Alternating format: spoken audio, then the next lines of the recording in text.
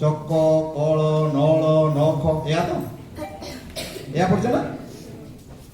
ଆଉ ତା ଭିତରେ ଅଲଗା ବହି ଗୁଡାକ ଯୋଉ ପଢିଛି ତା ଭିତରେ ଏମିତି ଶବ୍ଦ ଅଛି ଅବନା ଶବ୍ଦ ଗୁଡାକ ଅବନା ଶବ୍ଦ ପଢିଛ ତ କଣ ସେଟା?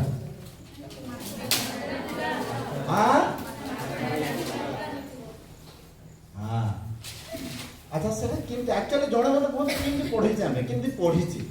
ଜଣେ ବନବତରେ ଯେମିତି ଲେଖା ହେଇଛି ଚ କ ତାପରେ ଛ କ ଆଉ କଣ ଲେଖା ହେଇଛି ଗ ଛ ଆମେ ସେମିତି ନ ପଢି ପଢି ଆସିଛେ ନା କି ଆଉ କିଛି ତା ଭିତରେ ରଙ୍ଗ ଭରିଛି ନାଇଁ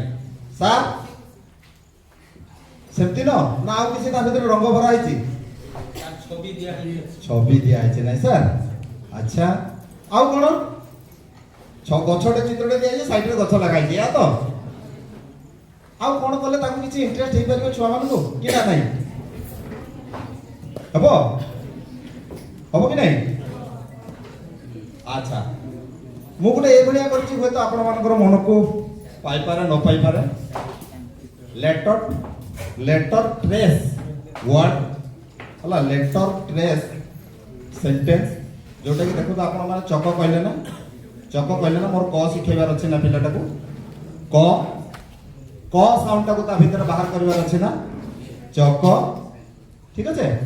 ଆପଣ ମାନେ କହିବେ କୁକୁରକୁ କହୁ କଣ କହ ମା ଆପଣଙ୍କୁ ଛୋଟବେଳେ କଣ କହୁଥିଲା ଯେତେବେଳେ ବାଲବାଟିକାରୁ ଗୋଟେ ଶିଶୁଟେ ଆସୁଥିଲା କଣ କହୁଥିଲା ଛୋଟ ପିଲାଟେ କହୁଥିଲା ନାଇଁ ଆଚ୍ଛା কুকুরକୁ কহু কক আচ্ছা চারিআড়ে বাট ছক আচ্ছা বড়িয়া কইলা বড়িয়া জানছ আউ আচ্ছা আউ এমতি কোন আছে ফল দেইথাই কিয়ে গছ এই বলে আছে মই আপন কহি দউছি এ ওয়ান টাইপ অফ রিসার্চ হেলা পিলা মানে আকু ହେଲା କୁକୁରକୁ କହୁ কক ବଗକୁ କହିବା ବକ ଗଡି ଗଡି ଯାଏ ଚକ ଚାରିଆଡେ ବାଟ ଛକ ଆଚ୍ଛା ବଢିଆ କହିଲ ଚକରେ ଲାଗିଛି ଅଖ ଆଚ୍ଛା ବହିଟି ସଜେଇ ରଖ ବଢିଆ মিঠা মিঠা ফল চক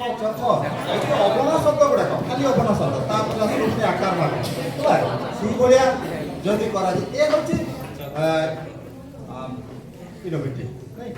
আমি কিছু করিবা নয়া পিলা মানক পই করিবা সেই গতানুগতিক ঠারু টিকে ভিন্ন নুহে